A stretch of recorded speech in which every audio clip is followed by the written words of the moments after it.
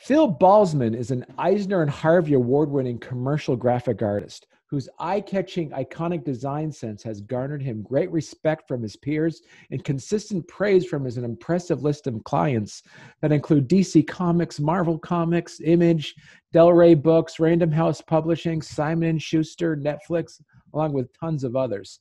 He sat down and talked with us about his work methods and styles and provides us some great insight and advice as well.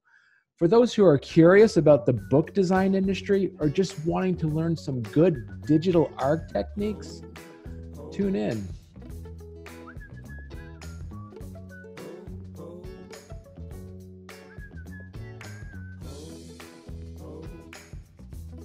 All right, so here we are. This is Story Comic Presents our Thursday get together here. And I have with me in the virtual studio Phil Balsman, Eisner Award-winning commercial graphic artist. So for those that don't know, Phil has this very, I would say, very eye-catching, iconic design sense, has garnered him some great respect from his peers and consistent praise from his impressive list of clients, as I would say, that does include DC Comics, Marvel Comics, Image Comics, Del Rey Books, Random House Publishing, Sony Computer Entertainment, Simon & Schuster, Netflix. I mean, the list that you have gotten together is pretty substantial of places that you have worked. A lot of people out there that don't want to work with me anymore. So Phil, before we jump in and talk about, your style and how you work, give us a little bit of background of what got you into doing commercial graphic design, and what got you into how did it all start? Where did that first passion come from? Well, I mean, like I always I was drew a lot as a kid and everything, and liked to draw and was very much into comics and cartoons and stuff like that. And I had some natural ability, I guess, and over time, once I got out of high school, I was like, well, I'll go to art school. That's when I went to Webster, when I met you, and then about a year, wasn't even a year into real art school, that I realized that no one at real art school actually wanted to work, at least as far as the people that I was talking to. A lot of cool people, but no one really had a plan as far as how to support themselves. There was a lot of artists, like starving artists, cheese eating, sitting in a loft kind of thing. And I was always just like, well, how would these projects, how would we make money off these? Who would we sell these to? What would these be for? And it's like their basic plan was like, well, you could either become such a great quote unquote artist that you'd be doing gallery shows, which, I mean, you remember gallery shows. There's very few things I could think of that I would rather not do. Or teach it. And since that would be a terrible thing for me as well, I was like, well, maybe I need to look into, going somewhere where they could actually apply, or, I could actually apply these skills to an actual job. And I'd known about the Kubert School, since I was a little kid, since they had the ads in all the comics, the caveman says, come to school and learn how to draw. And so I, went through the process of applying and getting accepted and all that stuff, and ended up going to the Joe Kubert School in Dover, New Jersey for three years. And that was very intense. Learning experience, like basically just like a boot camp for comics. I mean, they gave you more work than, I don't want to say more work than I've ever done since graduating, but more, you know, just insanely tight deadlines and emphasized, you know, basic stuff and meeting deadlines and all that stuff. So very, very much like a boot camp situation. Then when I got, or am I doing literally like my whole, okay. So I just didn't realize how old I was and how long I've been around, how many steps there are to this process. So after graduation, like most people I was in school with, did not really know how I was going to, you know, like school prepared us somewhat, but didn't really, you know, took us around and showed us to people and stuff. But I mean, almost none of us were really ready to do anything. And honestly, as far as like probably about halfway through Hubert School, I realized that like I like drawing. I'm not necessarily as good at it as I am at other things. I mean, you know, like very much like I'm like or at least in my mind, like I'm very, very critical of my own work. And I'm like, I can draw. There's no way I can draw. Like A, no one would ever hire me to draw like Superman. And B, I don't know if I would want to do that because it's kind of miserable in a lot of ways. Like you just, that's all you do 24 hours, you know, like, and I'm, you know, very, very methodical when it comes to drawing, and like everything has to be just so, and that doesn't really gel with, you know, 22 pages a month. So I was like, there's got to be something else I can do because I'm good at all these other things. And I've always had a keen eye for presentation, making things look good, you know, always loved logos. I was always a big fan of logos, and, you know, kind of thought, look, maybe that's something I should look into. And so luck would have it, the kind of like the first nibble I got on far as jobs go, real art job. I mean, when I got out of school, I think I was working part-time in an art store and doing some freelance, like processing photos for websites and stuff, like back when they didn't literally have an app that would do that in like 2 clicks, which I'm sure they do now. I mean, beyond Photoshop, like you don't even have to have a program now. You probably just hit something and but I mean, I was processing photos for like a cataloging website, you know, that sold products like an early Amazon kind of thing. And a friend of mine from Hubert School actually was an intern at DC Comics, Jeremy Regan, who I always make a point to thank. And he's like, hey, they're starting up a lettering department. Do you know how to letter? And I'm like, you know, maybe you'd be interested. And I was like, oh yeah, sure. And I'm like, never. I'd lettered, you know, my indie comic that I made like in high school or whatever, like, and I had great penmanship. And I'm like, as far as actually lettering, the technical aspects of it, I did not really know what I was doing. So I went and bought a book, and I had all of like 2 days before an actual interview, or maybe 3 or 4 days before I actually went in for an interview, and just kind of put myself through the paces and everything. And I'm sure I must have done okay. I know no one hires me for my personality. So,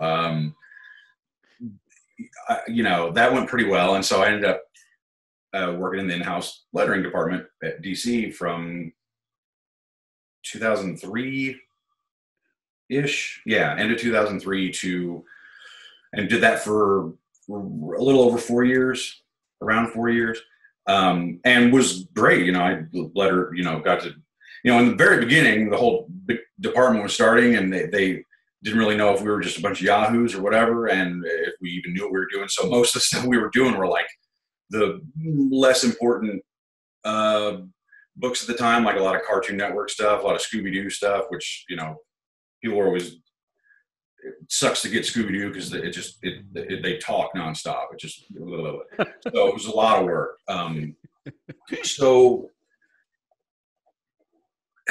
But my whole thing was I was always getting hung up on, you know, I very much a student of like the storytelling aspect and everything in comics, and all storytelling / design, you know, like tell a story, have it look good. That's important, you know, like it should work as both, you know, like it should work as like a thing, like saying like, if you can't even read English, like you should be able to look at it and be like, oh, this looks nice, has a nice flow to it. But me being me, anytime there was a title page to do, like a little, you know, title, graphic, or whatever, I would just get hung up on that and spend forever on it, to the point where I'm like not hitting my quotas because I'm spending so much time drawing all this stuff and making this big elaborate thing that's going to be used one time, which is absolutely very me, but it's very impractical and it's a horrible idea. But those really are the things that those were the things that I loved the most, was just like, oh, dress it up, make it look cool. It's a neat thing.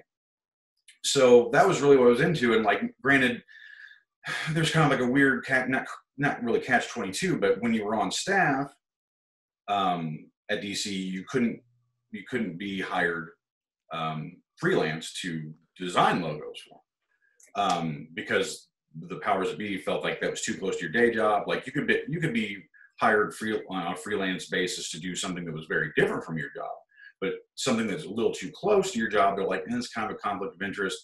And New York State tax laws at the time were kind of weird about some stuff, and Warner Brothers and DC were always very, cautious about, like making things way too complicated or whatever. So they're just like, yeah, you could do some stuff, but you can't do it while you're working here. Like, oh, it'd be great if you could do some logos, but you can't. And, I even came up with some random ideas, like maybe I could make a fake person that could do all this, like pretend or whatever. And it never came to that. But it was definitely an idea I tossed around.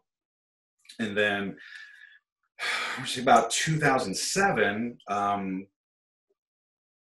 was when literally a friend of a friend had a friend that worked over at Delray over at Random House, which is literally across the street from DC. It was at the time in New York City on Broadway. It's like you can see one building from the other.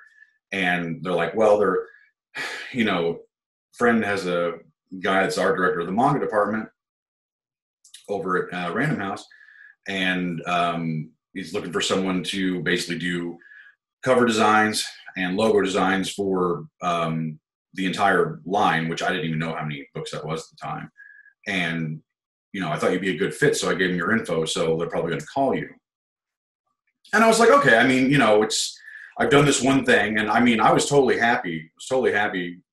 Working on staff at DC. I loved it. And,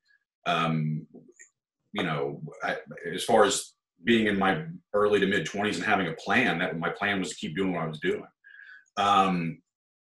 So, just out of courtesy, I'm like, well, I'll go to this interview. So I go to the interview, and me and the art director, we hit it off real well. And he's just like, oh, I really, really love your stuff. And, would you really consider doing this job? And I'm like, I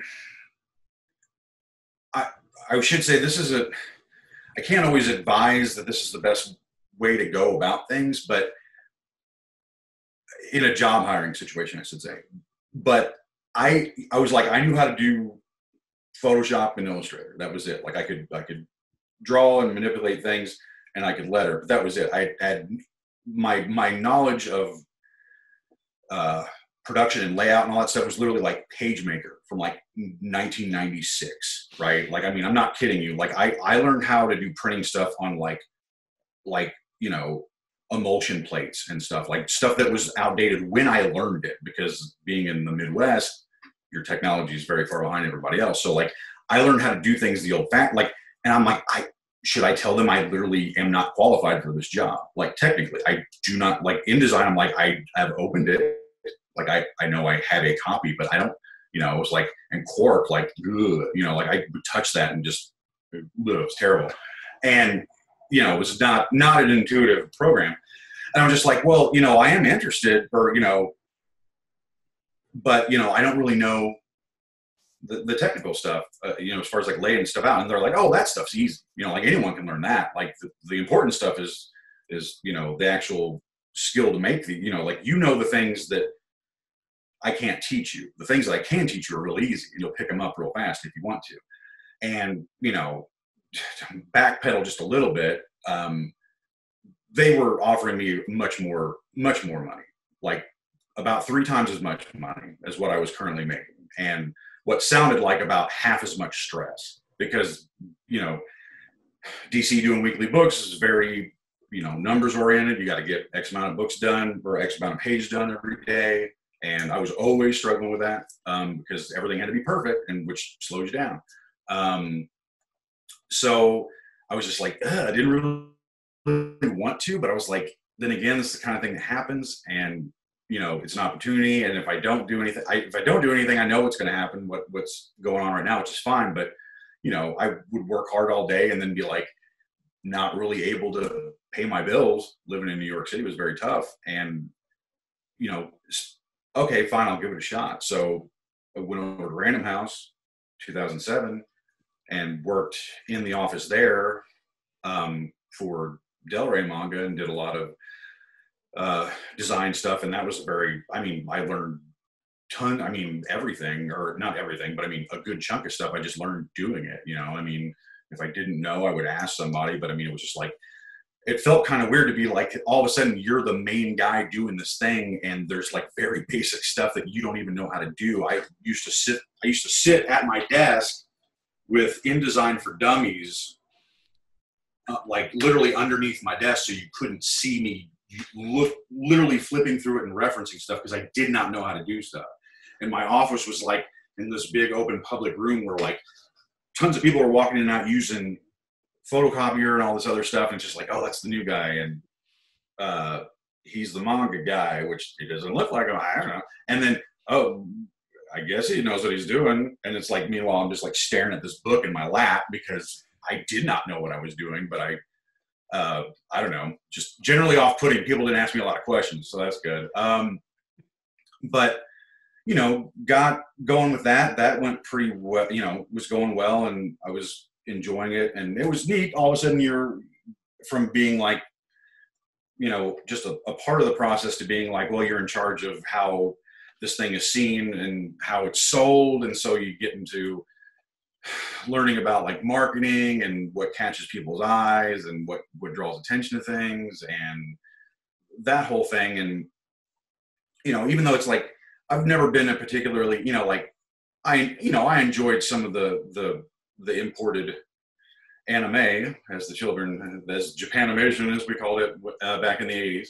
I enjoyed like your Speed Racers and your G-Force, stuff like that. I thought it was cool, but I wasn't any more of a fan of that stuff than I was of Spider-Man or Batman or whatever. I just figured good stories are good stories. I don't really care about the trappings of it. And this is cool. You'll be doing a lot of different stuff. Because the thing is that like, not to knock it, because like some of the best designers ever have done logos for DC and Marvel and superhero stuff. And I don't want this to sound like a knock, but superheroes, American superheroes by and large, doing logos for them is, I don't want to say it's easy, but it's very I don't want to say simplified either, but there's usually a few things that they all want to convey, like action and like it's power, and yeah, they all want to do that, and compare, like, I have to do a logo for Batman, and like, yeah, it's Batman, so like right there it's just big in your head, and it's a big deal to wrap your head around. Oh, it's got to go sit next to these other things and whatever. But what it's about. It's a guy in a suit, he beats people up. Fine. Whereas, manga, you'll get like these sentence fragment logos, but it's like literally like 8 words where it's like, that time I got reincarnated as a slime. And I'm like, what is that about? What? I got to make how many letters? Like, neat. And it's like, and just like goofy, like I'm stuck in another world stuff, and tons of romance stuff. Like, I'm so in touch with my feminine side. I've done so many girly, like Lisa Frank-esque looking things. I'm really great at that stuff. Like, oh, this is beautiful. Just stuff like that. But like, really stretch, I can do a lot of stuff. I could do a lot of different stuff. I know that. Like, I'm like, I have a particular take on this or that. So nowadays, when I get to do a logo that's almost like a regular superhero thing, I'm like, oh, easy. I'm just like, I know what I'd do. And it's simple because it's just like, oh, there's these, and then, oh, great. Hey, that's cool. It's fun. It's simple. But it's like, it's not, it's, I would never say anything's easy, but it's like, I know how to do that. I know how to do it well. I'll go do it. Here you go. Everyone's happy. Whereas like when you get something like, what was it? Your our maidens and their savage seasons, like about teenage girls' sexual awakening and stuff. I'm just like, Jesus, I don't even. What? Yeah. Well, I mean, make it kind of, yeah, I went all, you know, and then it's like you have to talk to editors like, well, what do you feel is like the, give me the, how's it supposed to make you feel? I'm just like, I could not be less of who this is for, but I got to like put on that hat, you know, and, you know, try to catch their eye one way or another. But so how long were you with Random House then? I was at Random House. I was also, strangely enough, like full-time freelance, which I don't even know if that's legal anymore, where it's like you go in and you get paid by the hour, which is great because I don't like to be places at 9 o'clock in the morning. And come to find out, most people don't like me to be places at 9 o'clock in the morning because usually they would have these meetings at like, you know, I thought an early meeting was 10 a.m. I'm like, okay. And by the end of my time there'd be 11 o'clock meetings that I was showing up to, literally like running in off the street, like, oh, sorry. Because I was usually there till like 8 o'clock at night because I run better once I get going. I'm like a rusty old engine that way, where it's like, it takes a while to get me going, but once I get going, I'd rather stay going. So I'll just, sleep here if I have to, which was nice. Because the offices at Random House were very liberal with like, yeah, you can stay as long as you want, just keep track of your hours. Whereas like DC was terrified of like liability stuff, so they'd be like, 6 o'clock, you gotta get out of here. You're gonna steal everything. I'm like, what am I gonna steal? What? Yeah, like it was just silly. We're like, oh, I can't get this done if you don't, you kick me out.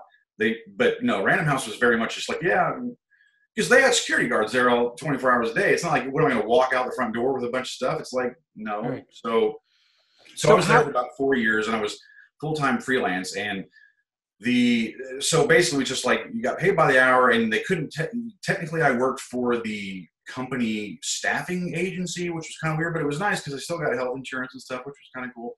I mean, it was ridiculously cheap. I think it cost me like $35 a week or something for insurance, which just makes my heart hurt now that I think about it, compared to what I pay now.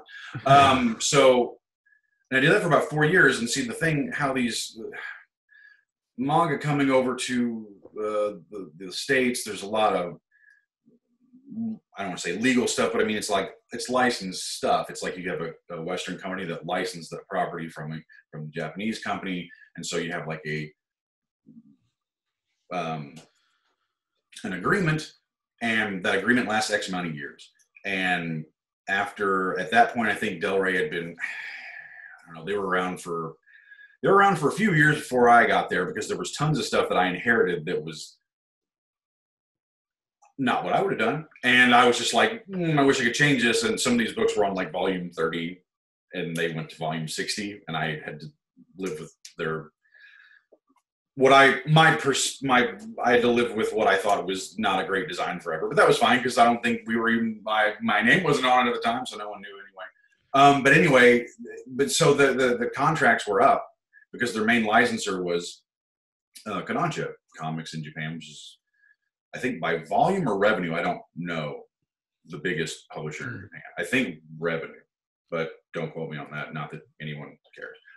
But Kodansha had decided that they were going to branch out into America themselves, as opposed to publishing through a secondary company. And but they were still going to use Random House's distribution network because it was the best, and why not? But they were going to start their own imprint, Kodansha Comics. And I started doing stuff for the new imprint while I was still at Del Rey in the building, where they're like, well, this is the new thing that they're doing, and we're running out of stuff, Del Rey stuff, because basically Del Rey manga was just going to go away. It was just going to disappear, because once Kodansha started their own imprint, there wasn't going to be anything for them to license. And it was always a weird I mean, like, there were some great people at Del Rey and in the Ballantine art department and all that stuff, but it was real awkward. I mean, because I would have to go into meetings with people that are selling real books, and they'd be like, so where are you on, kissy funny face 5. I'm like, it's already done. It's all done. It was always all done. And then some of these older guys, there was a lot of old crusty white Perry White dudes there. They were always like, well, that sounds ridiculous. How can you make a living doing these things? Guys would give me a lot of attitude. Like, seem like a tough guy. Why you want to mess with this? Probably some horribly racist thing. And I'd be like, you know what? Just no. Like, stories are stories, man. Like, it doesn't have to be for me. Yeah. You know, if it's good, if it's so if it's not the thing, you know, well, we should make it. Don't make fun of it. You know, it's right. making people happy and making you money. So, right. So when did you break out into freelance work? So at the end of that Delray situation, they're like, well, you can basically just keep doing what you're doing. We're just going to move you into a different office, and you're going to be in publisher services, which is basically when you have a big publisher. I know Random House has one. A couple other big publishers have one. They literally have a department of people that make books, that do all the grunt work and heavy lifting of making books for smaller publishers that are more or less just an office. Like you can have a publishing house that is just a couple people in a room, and they're mostly business people and marketing people and what have you. They don't have production people. They don't have distribution people. They don't have foreign rights management. They don't have any of this other insanely boring sounding stuff. They don't have that stuff.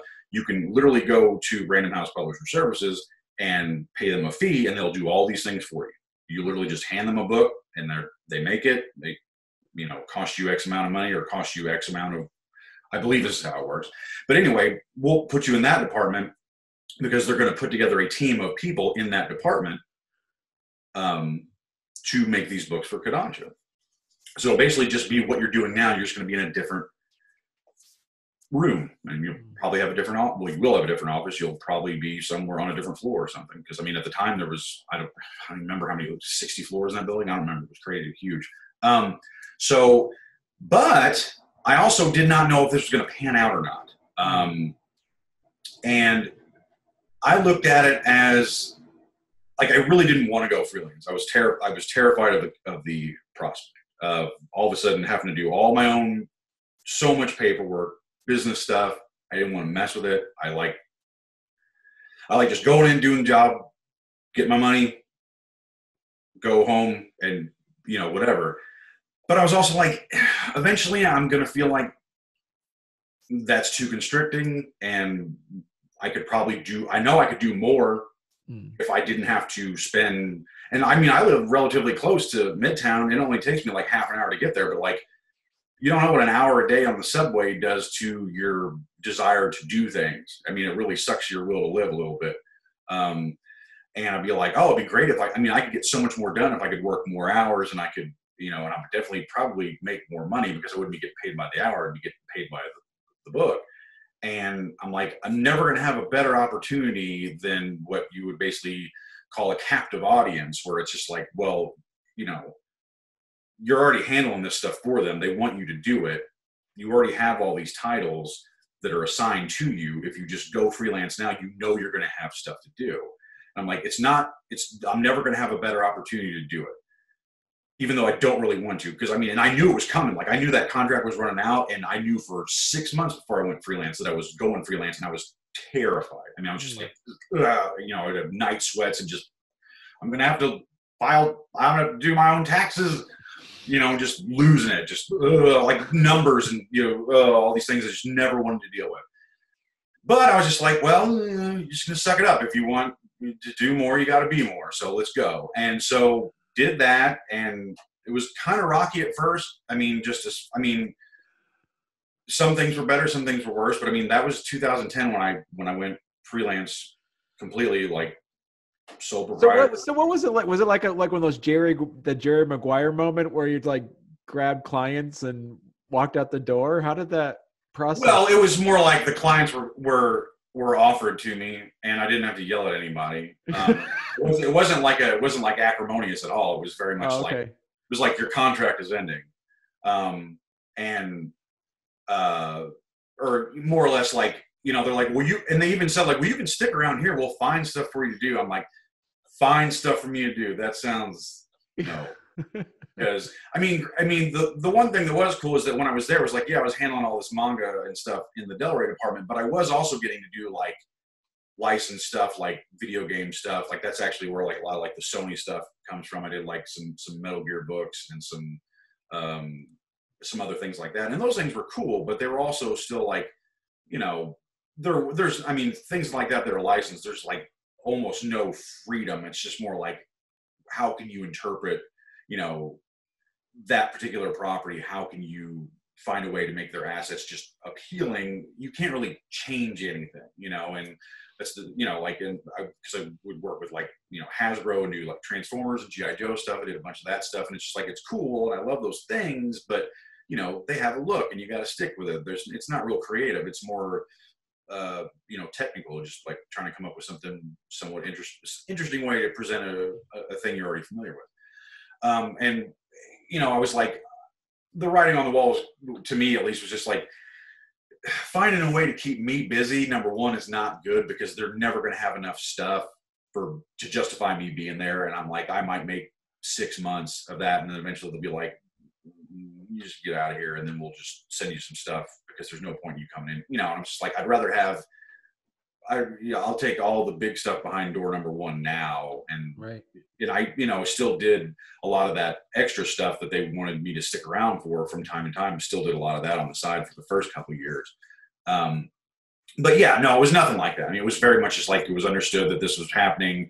It wasn't a surprise to anyone. It was just like, yeah, no, the thing is, it's just like if you work on a movie set and you're done shooting the movie, you just leave. Right. You just, you know, quit, you know, fire, don't kick anything over. I'm done. On to the next thing. And so, you know, while I was finishing up at Del Rey, you know, like negotiated my rates and everything with the people that were going to be handling the Kodansha Comics stuff, and that all seemed good, fair, and whatnot. And I mean, I have no clue what I need, like, to, you know, like I know what would be nice, you know, but I'm like, you know, like as far as like covering my costs and stuff, because at that point I'd never, like, I had a computer at home. It was okay, you know, and like I could work on it. But I mean, it wasn't, I didn't know what I was going to need to start a business, kind of thing.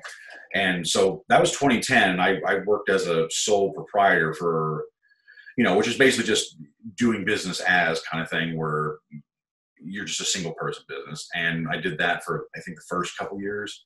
I want to say 2 or 3 years before I like started an actual company. Mostly just because sole proprietors get kind of screwed over when it comes to taxes, pretty bad. You usually pay twice for everything, and that's not fun.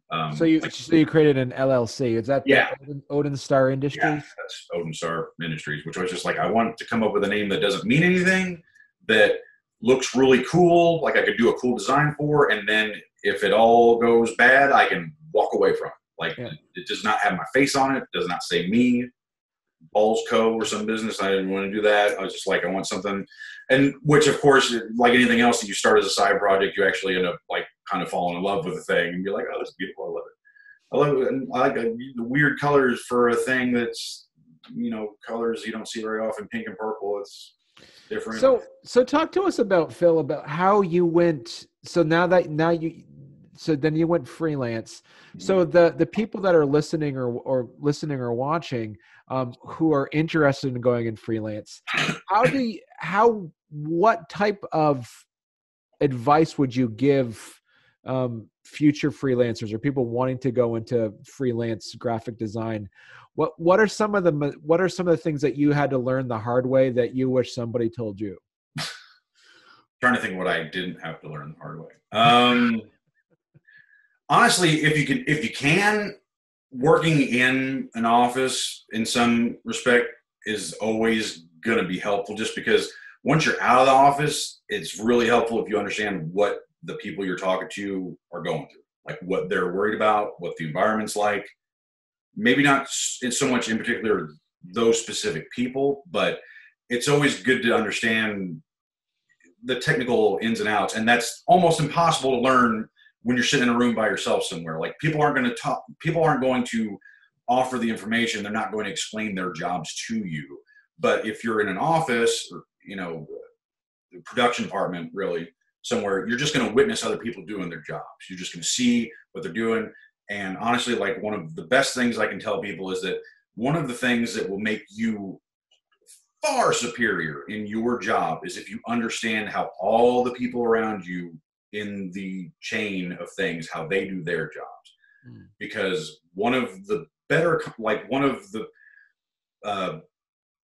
nicer compliments I've had is that, like, every time I get something from you, it's exactly what I need, like the way I need it, because you actually pay attention to what the next guy has to deal with. So it's like when I send something to a printer, like, I'm trying to remember what the quote was. I have some quote on some, I want to say LinkedIn or one of those things where someone's like, I think Steve Wan said, so, it's a pre-pressed person's dream is what he said. It'll be perfect every time, kind of thing, that's very nice and totally false. But it's, but yeah, I would say, there's nothing wrong. I mean, you got to start at the bottom, you got to start somewhere, start wherever they need people. And that's the thing, I think, a big thing to be, I guess something that I would emphasize is, like, everyone has dreams. Dreams are most of the time nice ideas. And then when you get older, you realize what that dream entails. And you're like, some people really stick to it. And I've known a lot of people that stick to their dreams, and it makes them miserable. I mean, like, it really does. They're just like, I want it so bad that I literally destroyed everything else to get it. And now that I have it, maybe not worth it. It's like, what I'm saying is, boil down what your dream is to its core elements, which is, like, my whole thing was, like, I want to be creative and I want to make a decent living doing it. And I'd like to make nice things. Like, I like to make things that look good, make people happy. That's it. Real simple. I didn't have to draw a comic book to do that. Honestly, like, I've done way more. I mean, more people have seen my stuff now than would have ever seen me sitting in a room somewhere drawing, whatever I was going to do. And it's like, sometimes it's nice to do that stuff, and I still draw quite a bit, but it's just like, honestly, I think I'm a better designer. I'm definitely a better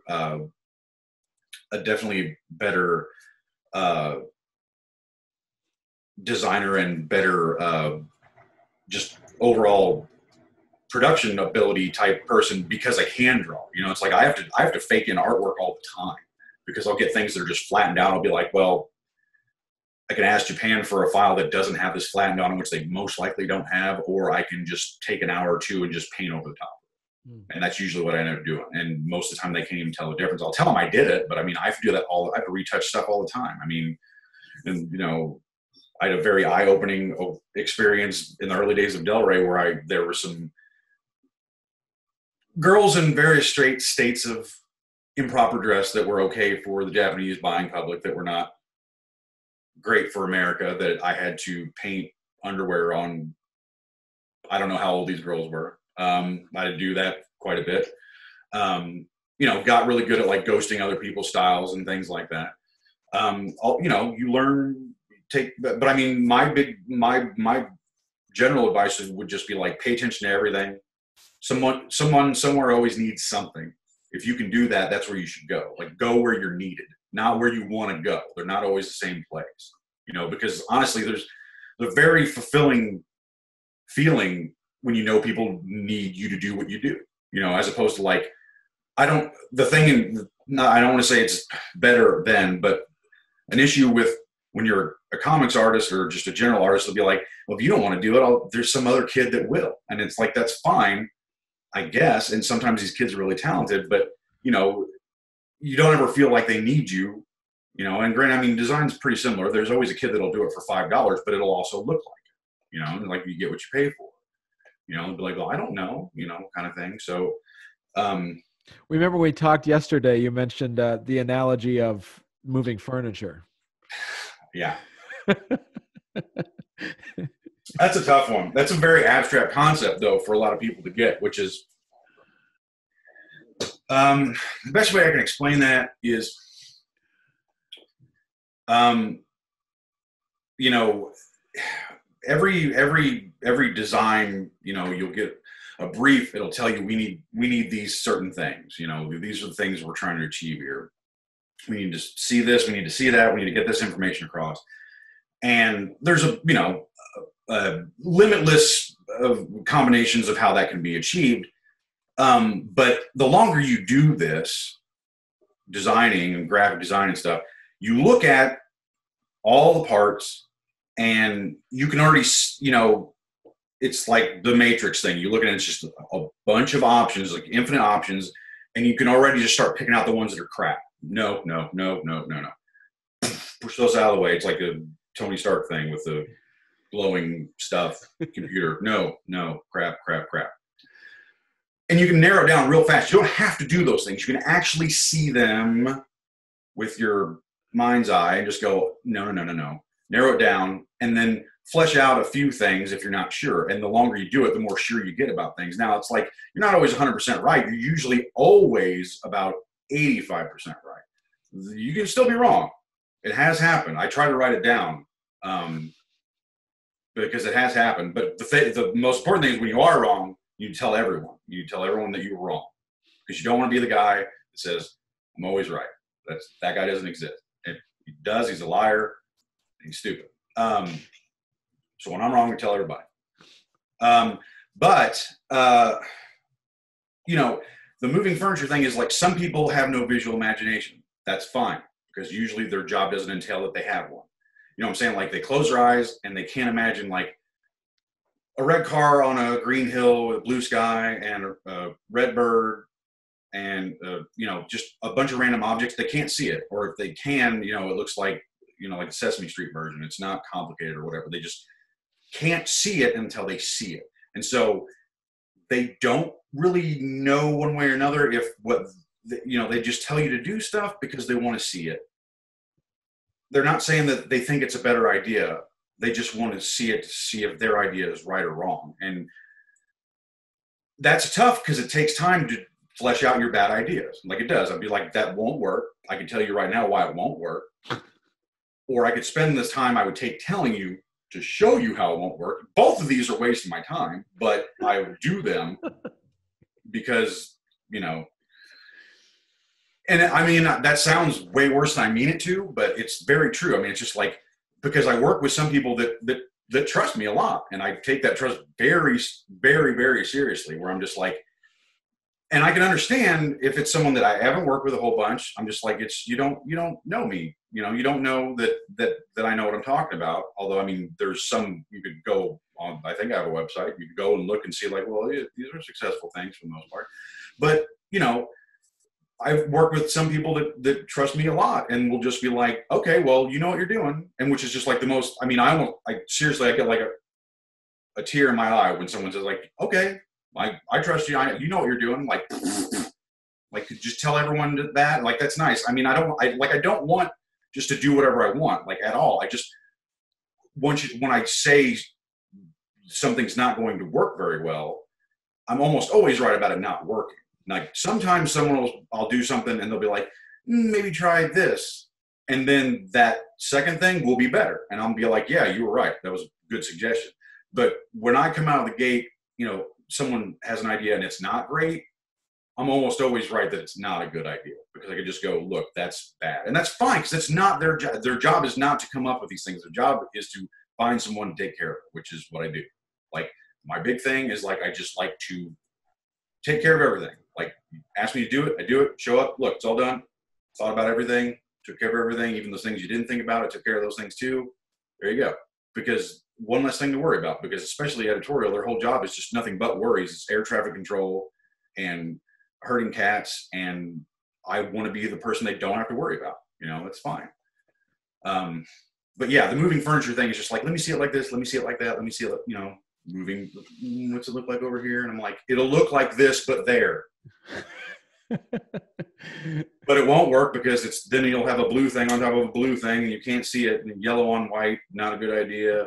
Other things, you know, just stuff that, you know, there's certain things that don't work. I mean, and if I'm not sure, I'll gladly do it and be like, yeah, okay, that does work, you know. But sometimes it's one thing when the suggestions are like, you literally don't know, like, I never thought of that. Maybe it's a good idea. And sometimes it is. But when it's something you're like, that's what I would try to do first when I didn't know how to do this. But now that I do, that's not something I would highly advise against doing that. And trying to find nice ways to say no. Which no, that doesn't work. And it's not even because I didn't think of it. It's just like some things work and some things don't. Like there is some science to the art, like there is some like eye sees contrast. If you don't, you can't, I like brown, I like black, and why can't I put them together? Like because you can't, like you can't see them, like just, you can do whatever you want, but if you want this to work, those two things might not, line up. So how does the logistics of it go? I'm looking at I'm on your site, Odin Star. I'm on your site here, Odin Star Industries, odinStarIndustries.com, and you have some cover designs that I clicked on through to your used to Behance.net. Oh yeah. I think how does the logistics of that work? Because the images on there, are they from the book and then you just kind of pull them out and you kind of decide this is the kind of image I want up front, or do you have to actually draw it in yourself or actually do the art yourself? For the most part, I mean, if you're talking about which thing are you looking at in particular? Like I'm looking at like manga dogs, for instance. Okay. Wow. Think about that one. A lot of those things, like most manga, I'd say like 95% of the manga, like the cover images that you use are the cover images from the Japanese version of the book. Okay. You know what I'm saying? Like it's the same thing. Basically what I'm doing is just taking that image, usually not always the layout, but at least that image, and building a new cover around it. The size is always different because their books we have a few standard sizes. Most of their books are very small. I mean, like they're literally made to fit into your pocket. Like most of them are like less than 5 inches wide, like very, very tiny. So usually involves figuring out like what the percentage ratio is. It's almost never a 1-to-1 thing, meaning that like when I blow that up, you're going to lose some stuff on the side because it's just math. And people are like, why isn't it lit the same? I'm like, because math, there's nothing I can do about it. Sorry. Or I could leave the same size and put some big honking borders on it, whatever you want. But the bulk of it is, most of the time, that what is the cover image is already established. Same thing goes for the back for the most part. Sometimes you'll get a book. Good example on there is the title Sankaria that's on there. Yeah, I'm looking at that now. Yeah. The images for that's interesting. The images for that were so not accurate of what the book was about. Like the original Japanese covers are very much just like, a lot of Japanese covers are, as far as the art and design goes, do basically one thing over and over, which is a person on a blank white field standing there. That's what they do. And granted, these people are churning out so much stuff that when it comes time for them to have to do a color illustration for their cover, it's like the 8th thing they've done that day. It's not that big a deal. Or it's, what I'm saying? Like it's not their main concern. Their main concern is the meat of the book, getting the stuff done. So a lot of times you get a cover and it's pretty sparse. There's not a lot to it. Like white backgrounds are more common than not. Because, the way their system works there is that, their books are read weekly in the big collected notebooks, phone books, and the collected editions are more or less like a secondary way to make money off of those things. And they're not, they're, people like them, they're important, people buy them, but that's not where the manga author's primary focus is. Not most of the time, it's not. So I can understand when I get covers that are very, very sparse. I'm like, that's fine. Let me dress this up for you. Let me make you some money. So usually I'll get those, talk to, when it's a new book, I don't know anything about it. I usually ask for, kind of like a Reader's Digest breakdown. What is this thing about? And then just start, the logo's like the usually the big thing because it's, I'm trying to make a thing that people will automatically associate with this thing in this country that makes them, try to appeal to their, what their sense of, something that's aesthetically pleasing, and just attract people to it. Because my whole thing, just my thinking about stuff is like, for someone like me that just like, I like things that look good. I don't really necessarily need to know what they are for those things to grab my attention. Granted, I mean, like I'm a designer and that's what I care about. But like, I know that if I'm just the kind of person that just reads books or reads regular American comics and I see this thing, I might just pick it up. Like I might just pick it up just to see. And like, those are, you know, like that's an added, you know, bonus to the normal audience that you're normally getting.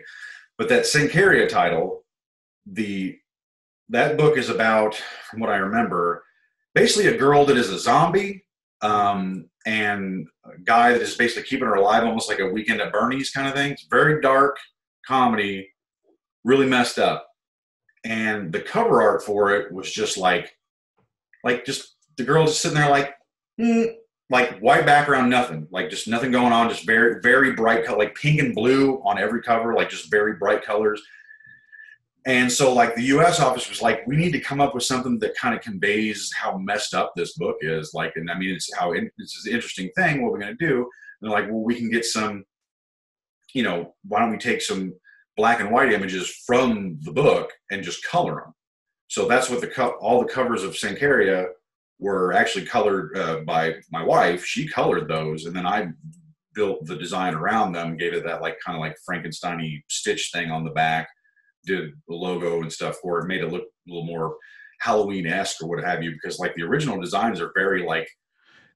Did you make that font for that too? That's actually one of the few logos that is not made from scratch. That is from Nate Pigos's font. It's going to kill me because I can't remember what the hell it's called right now.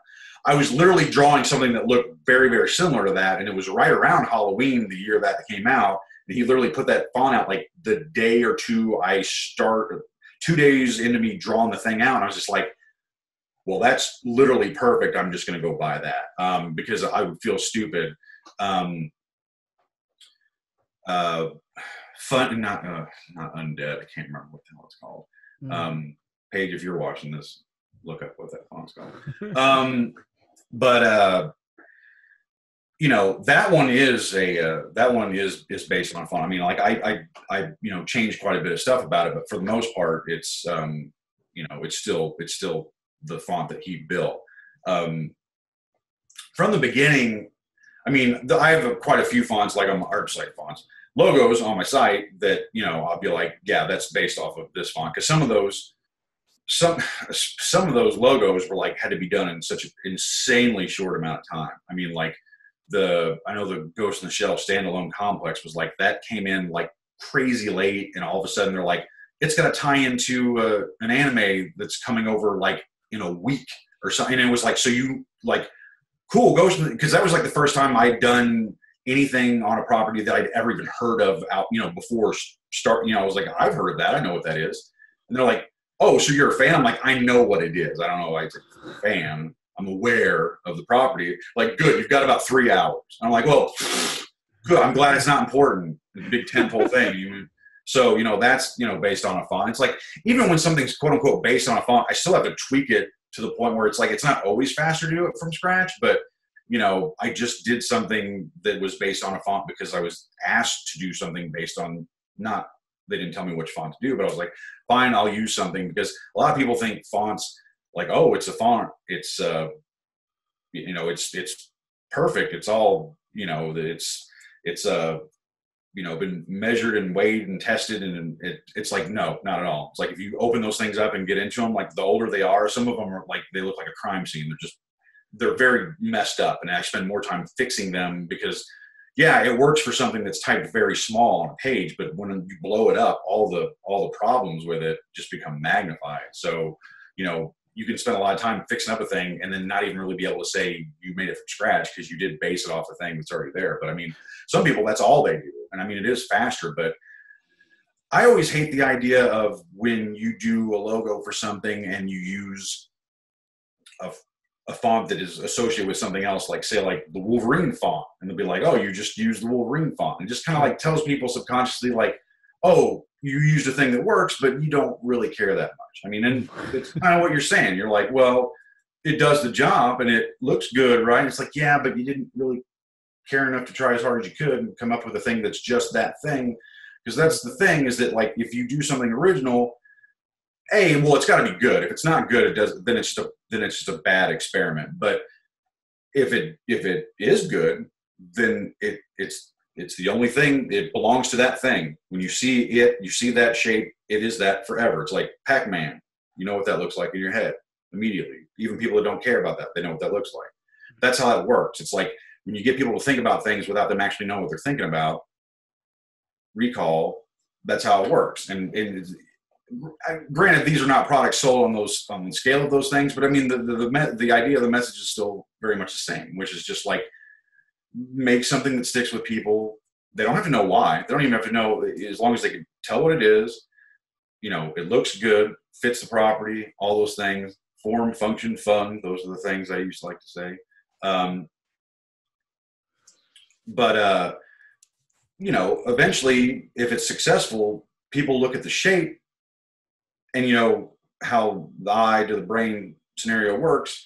They're reading it before they're done reading it. Like they, you know, like Superman, SU. I know what that says. You know what I'm saying? Like not the one behind you, but the Irish Snap logo from the 30s. Like it's great. Everyone knows what that is, and it works, and it's timeless, classic. You know, and that's kind of what I try to do. You know, it's just there's a lot of things that you can fake. Caring isn't one of them. You know, it's just like it's just that's a thing. It's like, now, granted, caring doesn't always necessarily mean that you spend an insane amount of time on it. For me, it tends to, but that's just because I don't know. I feel like there should be some amount of torture involved. That birth should be painful. I don't know. But I do overdo things. But I know I'm doing it. That's the thing. I mean, I'll eventually tell myself, like, just stop. Like, you're there. You're done. You know, like, you can't exhaust every option before you finish it. But so I mean, basically, your job is to go against the old adage of "don't judge a book by its cover." Your job is to say yes. Your job is you have to judge the book by its cover. That's a very stupid saying. If you can't judge a book by its cover, then someone didn't do their job. That's dumb. But like, I get the message that they're trying to put forth, and that's fine. But appearances can be deceiving would be a better thing to say, that don't judge somebody by the way they look. Because the book by its cover thing in that instance is like, don't judge a book by its cover. Well, then how am I supposed to know what it's about? You don't want me to read it in the store, do you? I mean, or whatever. It's like, no, you need to get, there's some central tenets of information you need to get across. So I guess like for you though, being someone who designs and creates book covers, your adage should be don't judge a cover by its book then. Huh? Oh, well, that's just lazy. I'm not gonna, no, that's not, don't cut that out. That's not wit. That's terrible. No, because my whole thing, I guess you could say though, is that I do a lot of different stuff, a lot of different kinds of stuff. And I have a good idea when I'm working on these things, if it's not so much if the book is any good, but if I'm like, you know, oh, this is this such and such rom-com thing for the 800th time, because they do the same stuff, like they do the same stuff over there that they do here, where it's like something works, keep doing it, that kind of thing. So they do a lot of things very formulaic. I'll be like, oh, cool, this thing for the 800th time. And I try not to get like jaded about that. I try to go like, let's just pretend every one of these things is the very first thing that someone's ever going to read, because you don't know. Because I can still remember being a kid, picking something up. You've never seen it before. You don't know what it is. And it just blows your mind. You think it's great. Now, granted, you might come back and read that same thing 10 years later and be like, well, this is garbage. But at the time, it made an impression on you. And I'm just like, well, if I want to be there, making an impression on whoever, you know, I try to respect that and do a good job. Even if I think the thing itself, you know, kind of crap, what I call candy, which is just like, that's sweet, tastes good, not good for you, empty calories, that kind of thing. Do a lot of that stuff. No reason for it. Like, ugly never helps. That's another thing I say. Ugly never helps. Like, something looking good is always a good thing. Ugly, no one ever bought anything because it didn't look good. You know, like, oh, well, that's like, people will buy something and they're like, oh, I really like it, but this cover and everything is terrible. Sure, but what I'm saying is that ugly cover didn't help you buy it. Your love of the property or whatever it is made you buy it. But Right. looking good only helps. So why not do it? It takes almost the same amount of energy, or it should. I mean, if you know what you're doing. But Right. So what? Talk quickly about uh, your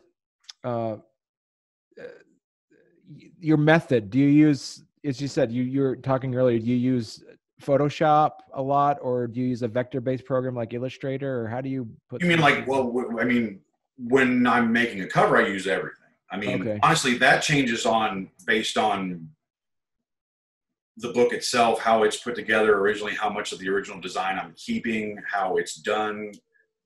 There's a weird thing where, and it's super technical, and most people, I'll try to keep it real brief, but like in everywhere else, for the most part, we use InDesign to lay out a book. In Japan, in particular, they tend to use Illustrator, which is not a good idea. And it's not a good idea because Illustrator is a vector-based program that works with numbers. And when you drop Photoshop files into that, it has to render it's a bad translation of that image. It's fine for placement. It's fine for your working stuff out, but you should not print from it, because when you do, you get a lot of artifacts. It looks all jagged. I don't want to say it looks like a JPEG, but it doesn't look good. But that's what they do. And the thing is that I see their printed covers and they don't look like they were printed that way, because in Japan, printers do a lot of production work. They literally go, oh, thank you. And then they fix your thing for you, and they don't tell you it was wrong, because their whole thing is to not have conflict. They're terrified of conflict, which that's a great thing for me. Like, oh, you had a problem, we should ignore it. So no one has ever told these guys, they either know or they know and they don't care, but I'm pretty sure they don't know. I'll give them credit, so they just don't know that standardly that doesn't work. So when I get these things, I basically have to take the thing that is and figure out how to make that work in a format that will actually make it look better than the original one, at least as far as the file formats and stuff that are in. And they come in all different. There's no standard. Like, I do everything a somewhat standard way, but like, most companies hire maybe 8 designers, like, to handle a bulk of this stuff, because most people can't do as much as I do. I handle, I don't know how many books I did, I don't know what we're up to now, Kananchi. I want to say 200 and something books a year. When I started, we were doing like 60, and every year they're like, you're going to do 50 more next year. And then this year they were going to blow it up to, some ungodly number. And then, I don't know, there's something going on in the news, I don't know, that slowed that down a little bit. But, I handle a big volume of things, and most of that is due to the fact that I have a good system of, basically, when I design a book, I design it for the series, meaning that, like, whatever comes along, this should work. Because if I can see, you can just design a thing from, this is what the first volume looks like, and then you go, that's fine. But consistency is not that big a deal over there like it is here, where it's like, okay, so this works for this one, but then on the next one, it's got a person's face right where you built that thing. It's like you need to kind of build a thing that can be moved around if need be. You basically have to build a thing for eventualities or situations that you're not even aware of. So it's kind of tough to do that. But as far as like system goes for, I basically will take, what they have, see what works, see what I'm going to bring over, like what elements will work as far as like design stuff. I mean, the artwork's kind of already decided for the most part, like, this is going to work like this, that I'm going to keep the same. Like, you're trying to keep the message the same, but just make it work. Audiences are different. I mean, we have a saying where the people in America think they want the Japanese stuff exactly the way it was, and they don't. I mean, they think they do, but it's like, if you do that, it turns a lot of people off. They don't realize it.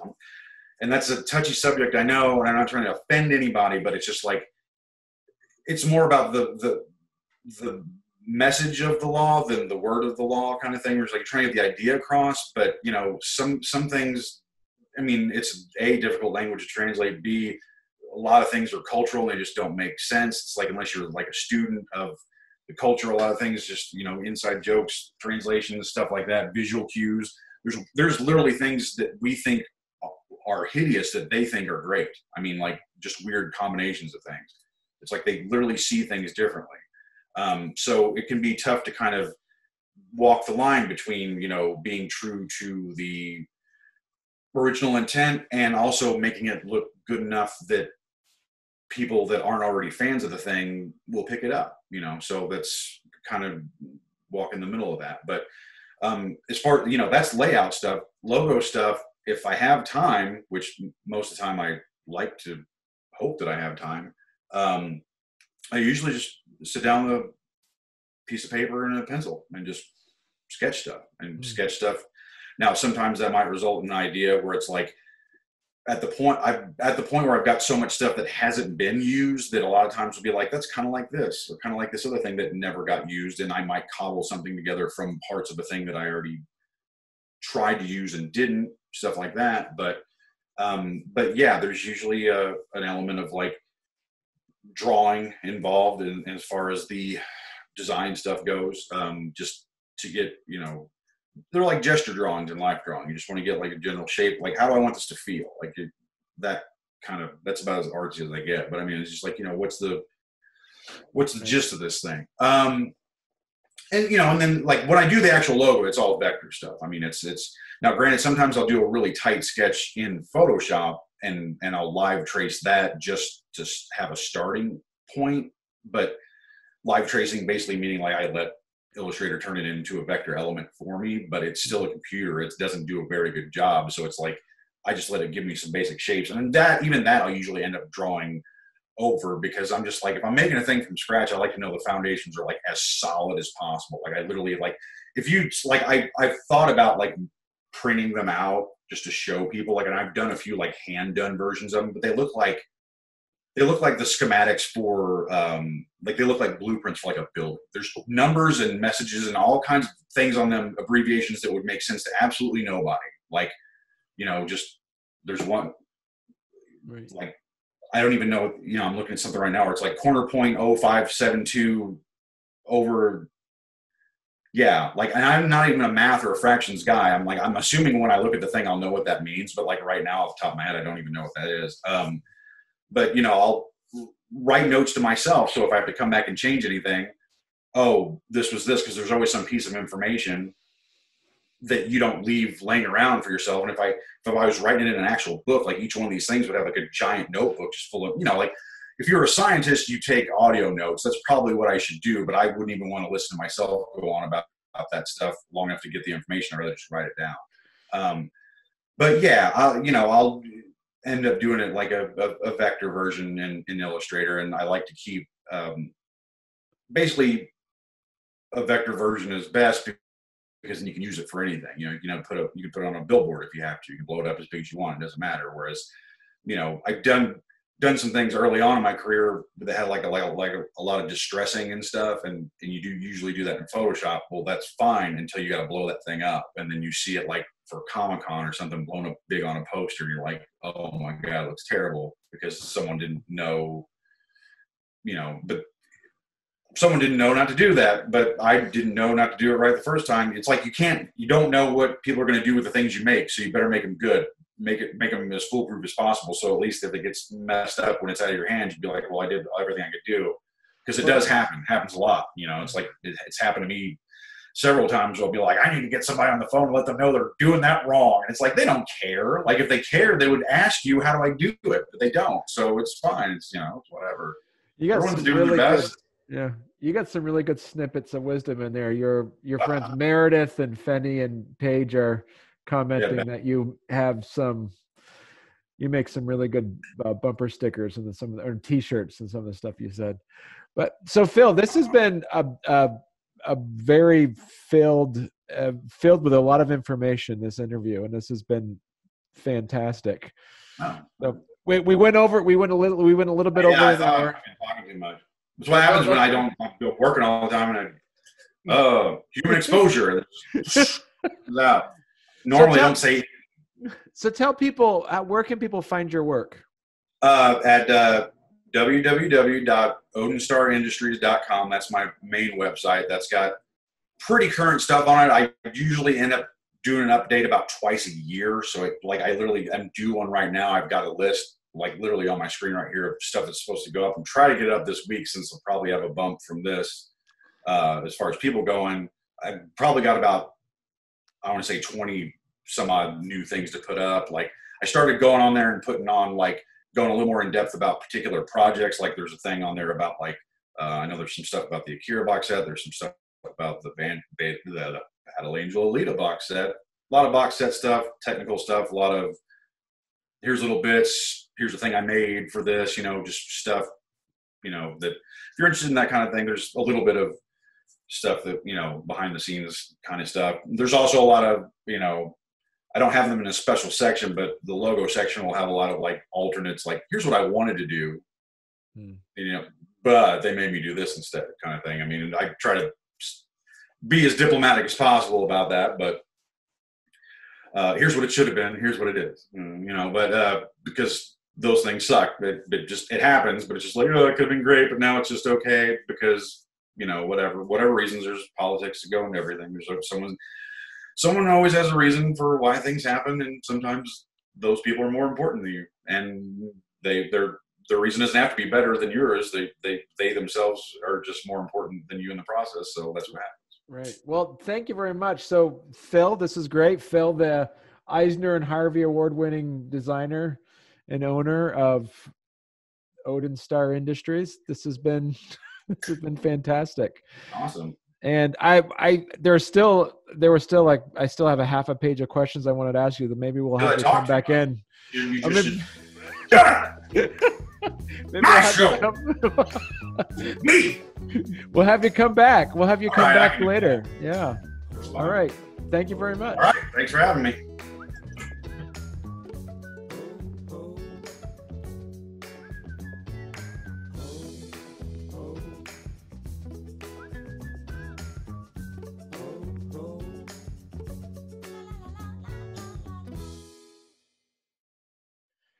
And we are done live streaming.